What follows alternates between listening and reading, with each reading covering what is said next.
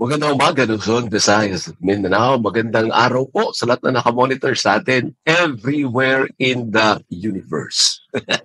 Si Alvin Alchico po ito. Welcome po sa Thank You, Doc.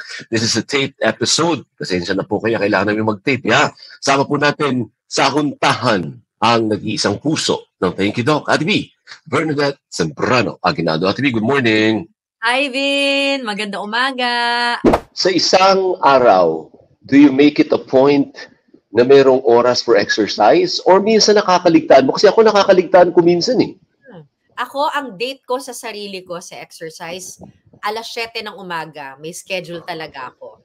Isang oras, 2 oras. Tapos, pero pag Sabado, Linggo, naka-rest ako kasi kailangan daw ng rest rin ng katawan. Yun. So yun ang tanong po natin sa inyo, ha?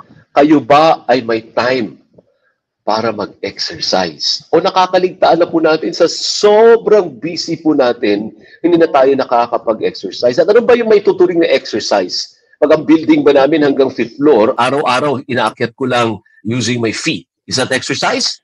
Yung mga ganung bagay. Hindi formal. Go. Kailangan ba mag-gym-gym ka pa? Okay, na natin dyan hanggang station.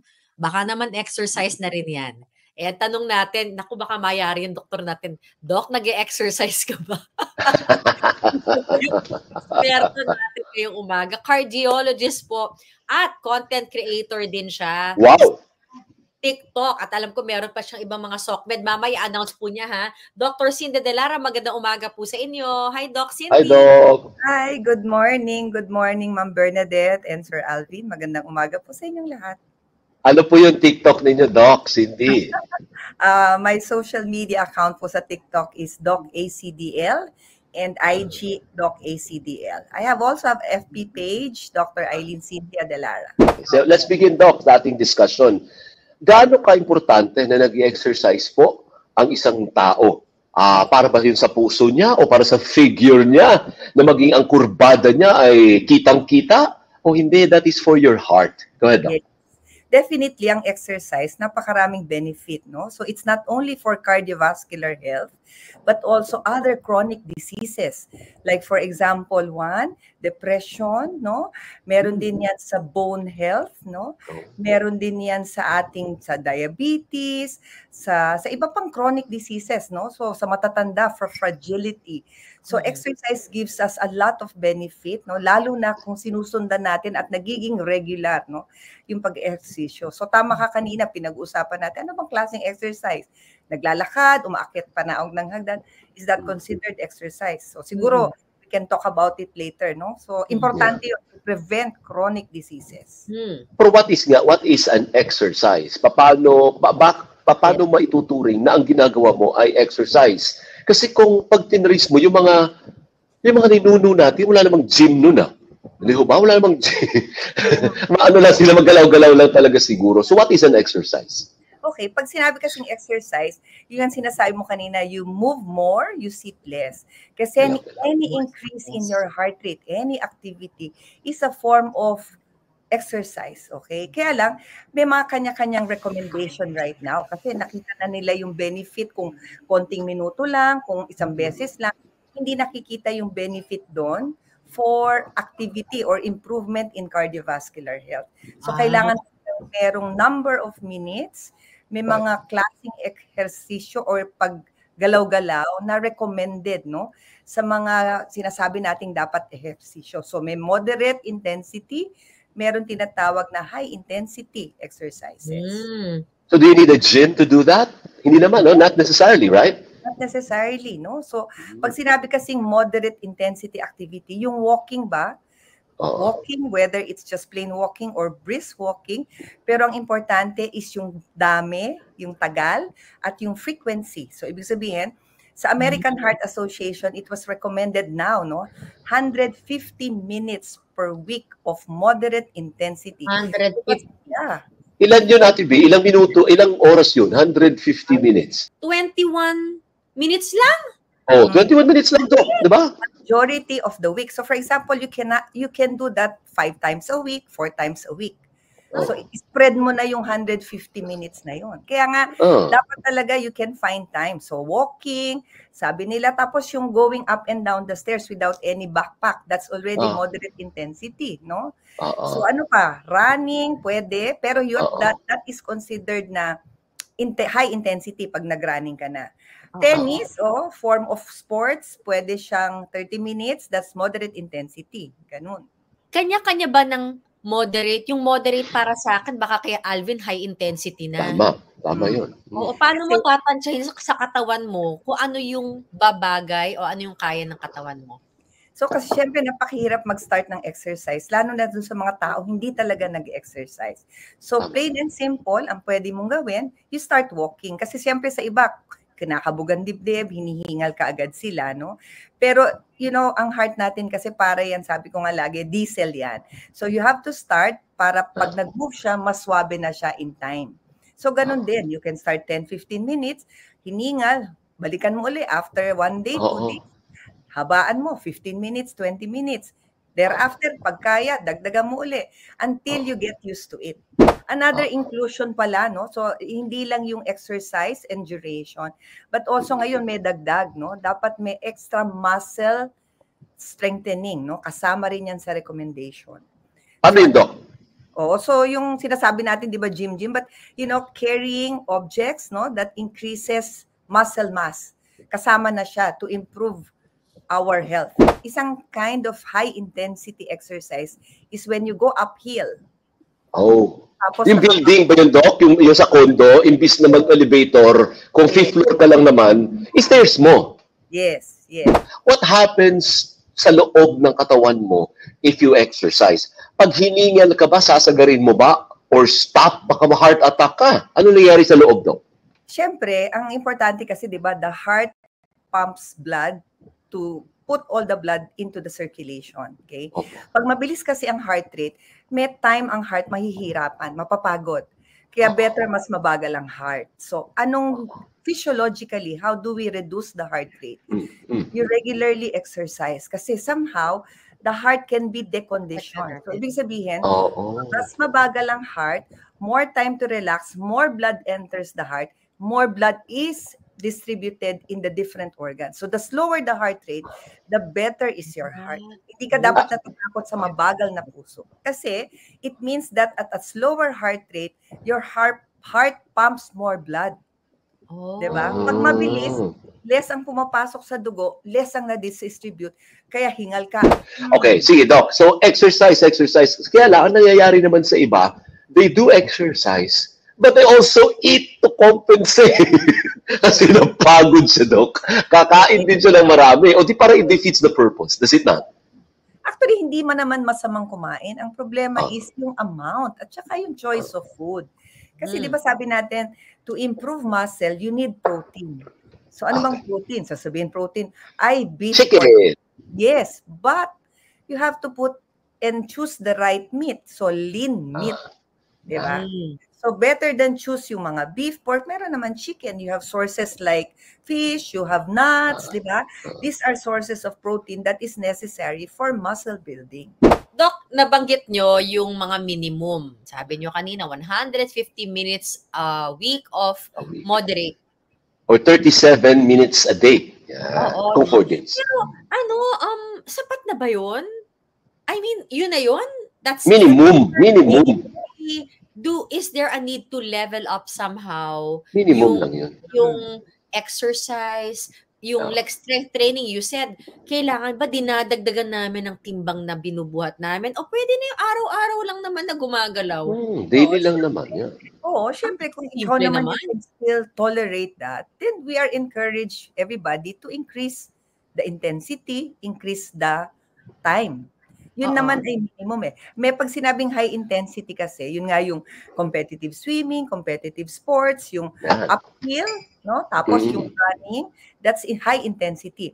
Now, pwede mong i-mix. Pwedeng moderate to high intensity, pareho mong gagawin. Pwedeng laging puro high intensity, mapapagod ka rin. So, pwede mo siyang i-mix.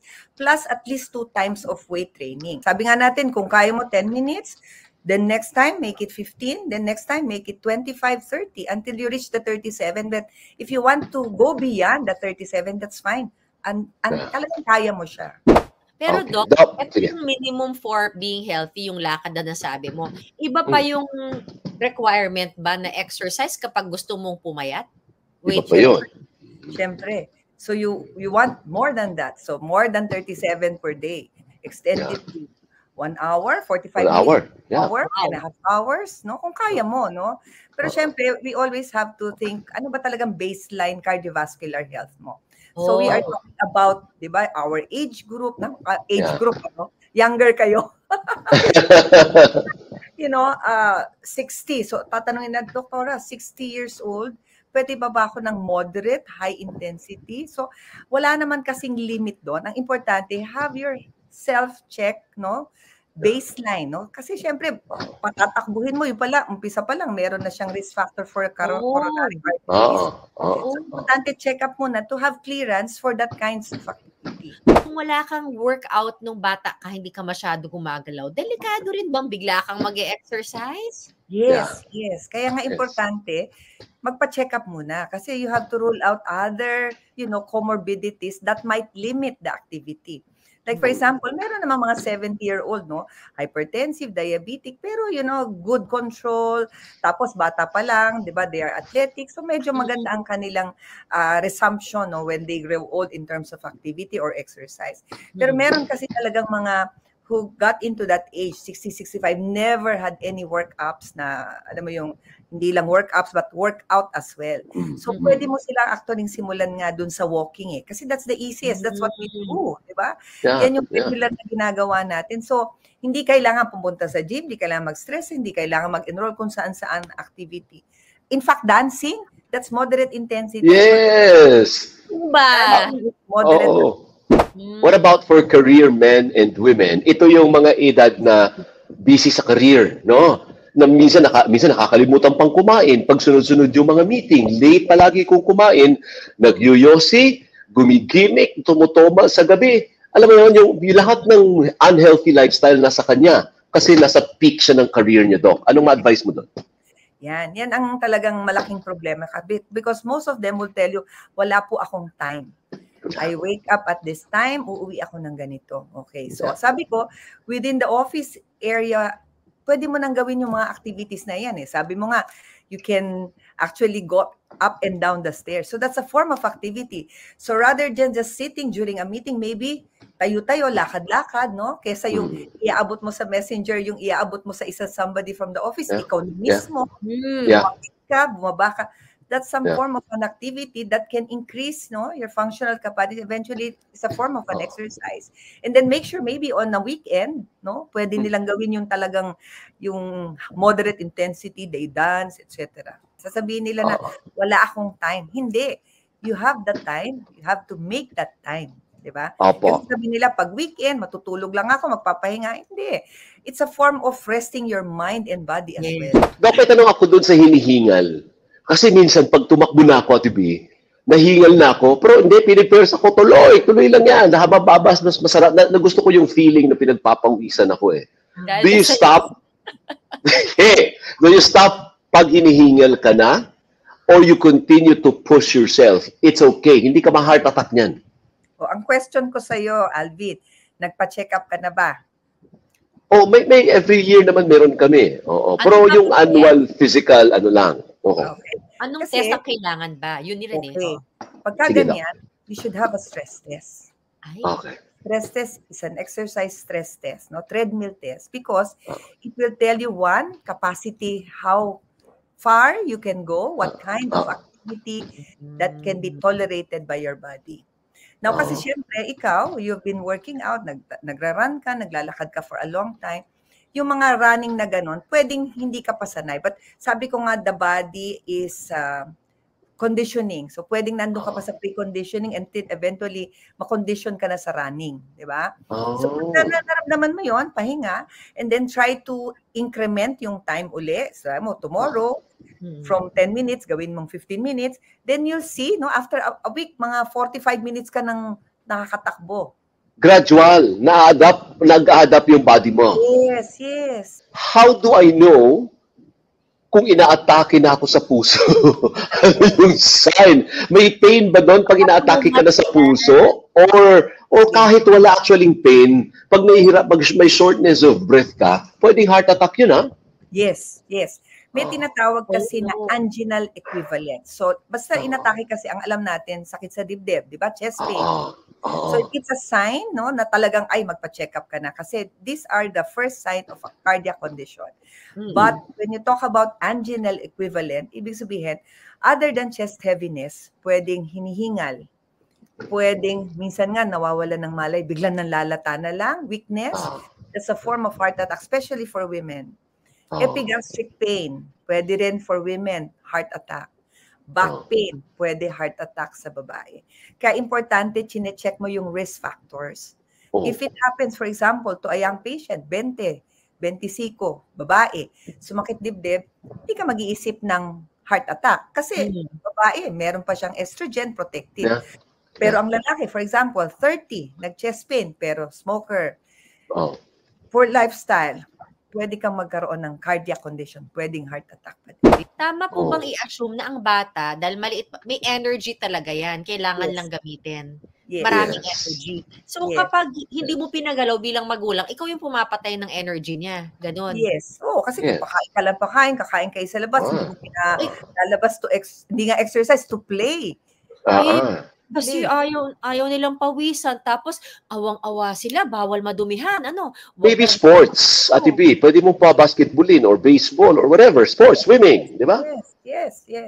They have just to spend the energy. Ilang oras pinapalaro ang mga bata? Usually, wala namang recommendation sa pediatrics. No? Usually, mga 2 to 3 hours of play. No? Okay lang yun. They can even extend, no? Kasi, kaya lang, syempre, sinasabi nila, kailangan hindi mo rin pupuyatin itong mga batang to kasi usually hormones increases, no? During early morning hours. So, pag sobrang puyat, pinag-exercise mo, syempre, yung tulog nila disrupted, yung growth naman nila ang mahihinder. Let's talk about the exercises. Yung common exercises sa gym and your take, ano po? Unahin natin yung treadmill. Okay ba yung treadmill? O may problema ka sa knee? Somewhere along the way, babawian ka sa knee pag treadmill ang form of exercise mo everyday. Kasi treadmill, incremental ang bilis at saka yung grade, yung taas. Now, kung bago ka, hindi mo dapat bibilisan or tataasan yung gradient. Yung gradient. Yes. So, pagka ganoon, incremental. So, umpisa and then increasing ka lang. Now, lahat ba ng tao should undergo treadmill? Now, tayo sa age pa din di ba? Tsaka yung risk factors. So, ikaw ay wala namang risk factors, no? You're a young professional, you're working, then yun kasi ang one form of parang sinasabi nating pre-exercise, pre-weight training. Kasi kailangan... Para pinapainit ka. Okay. Yes, i-condition mo muna yung katawan mo because you're gonna move and you're gonna use your different muscles, di ba? Yeah. You start weight training, so kamay muna, paa, etc. So dapat lahat gagalaw muna. Apo. Pero yung treadmill, may oras ba, may nire-recommenda ba yung mga cardiologists na huwag ka na may isang oras dyan sa treadmill naman, na ang gradient naman ay 7 o Joseph. That's already considered high intensity kasi mataas na, tas mabilis pa. So that's running uphill. So that's high intensity. So 30 ang recommendation for high intensity is only 75 minutes minimum per week. So if you want to go beyond, kung kaya mo, why not? Kaya lang, yung baka madapa ka, kasi sobrang siyempre you have to may injure ka. Yung sinasabi mo, 'di ba, nabanggit mo kanina sa akin yung yung stress test, ba sabi mo? Yes. Ilang oras ka doon, ilang oras ka papaganunin ng cardiologist? Okay. Ang stress test kasi, meron kaming heart rate na target when you do the stress test. So, hindi mo kailangang matapos ang stress test as long as you've reached target of 85% or 100% ng heart rate na kino-compute namin. So, even if hindi mo siya matapos, pero na-reach mo yung 100 or 85% of expected, then you can stop the stress test.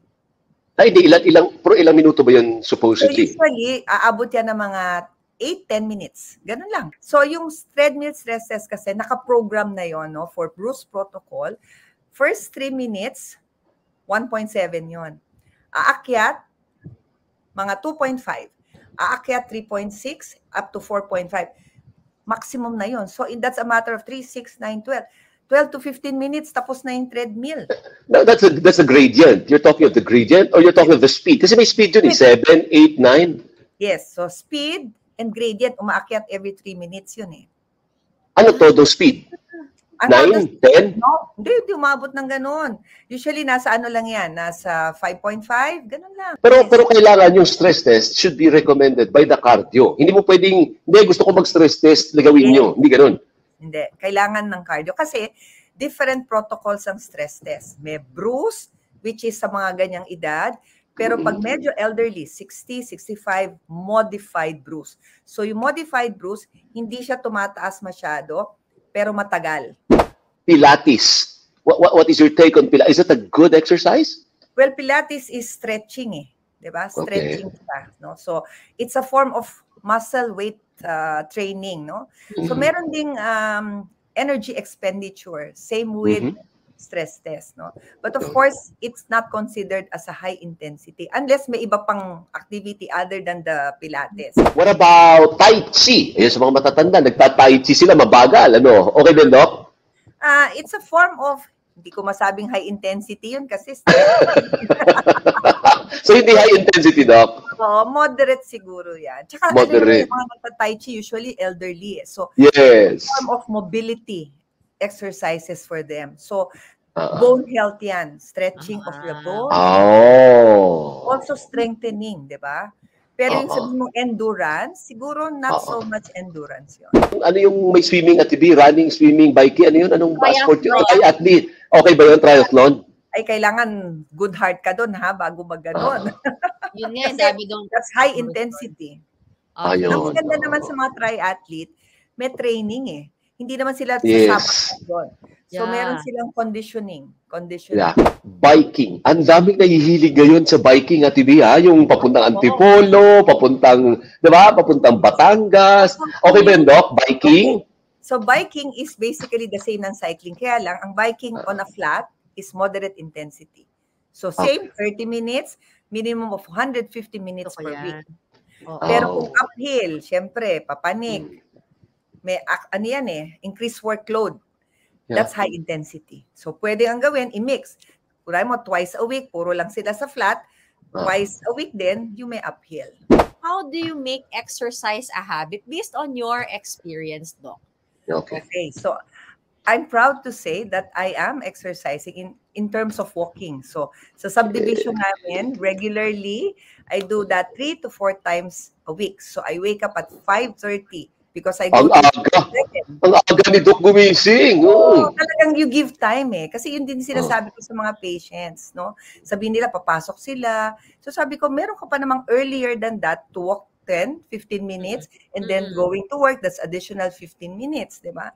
So yung walking really is an important aspect talaga sa ordinary individual, no? Kaya nga you don't need to go to the gym, you don't need to enroll to any form of an activity, no? Sabi nga ni Bernadette, dapat proximity at saka what works for you. Correct. Gym ako at pupunta pa ako sa Makati. It takes me 1.5 hours, so hindi ko rin mapapagod na rin. Tama yun. So dapat ba yung exercise before your meal or after your meal? Okay. Ang talagang recommendation dapat before. Kasi when you eat before you exercise, di ba pag kumain ka, pupunta sa stomach, lahat ng blood will go there kasi to process.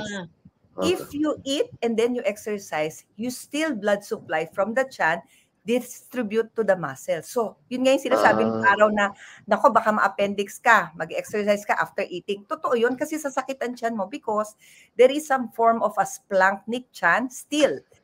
Ninanakaw ng muscle natin, yung supposed to be yung blood, nagpo-process ng food sa chan. Tapos siguro dapat may water ka, meron kang saging kasi that produces sweat, you release potassium. So kailangan mo i-replace yan. Not just by plain water, dapat may saging. Kaya nga, di ba, it was recommended Gatorade, Procari, yung mga ganong klase when you exercise because you release not just water but electrolytes. Saan kanila pwedeng makita, Doc, if they want a lengthy discussion about exercise? Saan ka pwedeng puntahan? UST Hospital. Kliniko, si Dr. Dennis Ngo, UST Hospital. UST Hospital si Doc. Ano po ang advice ninyo, yung general advice natin sa lahat ng ating mga kababayan in doing exercise to stay healthy? Go, Doc. So, sana po yung mga nakikinig po dito, dapat po matutunan natin talagang exercise because it will not just prevent from cardiovascular disease but also chronic disease, depression, being fragile sa bone, no? Importante yan simula na. Hindi po next time, hindi sa susunod, ngayon na. So you have to remember, you have to move more, sit less. So regardless whether nasa office ka o nasa bahay ka, you have to move more. You don't need to be, spending lots of money para lang mag-gym. Some form of exercise is just plain walking, no, will do. Hindi kailangang matagal, no? Ang importante is regularity in the exercise. Please follow, share, and like my social media page, FB page, Dr. Eileen Cynthia De Lara, and my IG and TikTok account, which is Doc ACDL. So meron po kami mga live dyan, no? FB Live, talking about not only of cardiovascular health, no? I actually asked my friends, Dr. Dennis Ngo, some oncologists, no? Neurologists, also psychologists, para we discuss a lot of things, not only cardiac, but also neurologic, GI, etc. Para at least specialists ang magdi-discuss, hindi yung just plain doctors na. Thank you, Doc. Maraming salamat sa oras niyo. Si Dr. Eileen Cynthia F. De Lara. Ayan ang ating cardiologist for today. Thank you, Doc. Sa ulitin. Maraming salamat. Thank you. Ingat po kayo ha. Please, galaw-galaw. Mahirap pong magkasakit. Ako po yung Ate B. Bernadette Zambrano Aguinaldo. Ang kalusugan po natin ay nasa ating mga kamay. Till next time, dito lamang sa... Thank you, Doc. Bye-bye.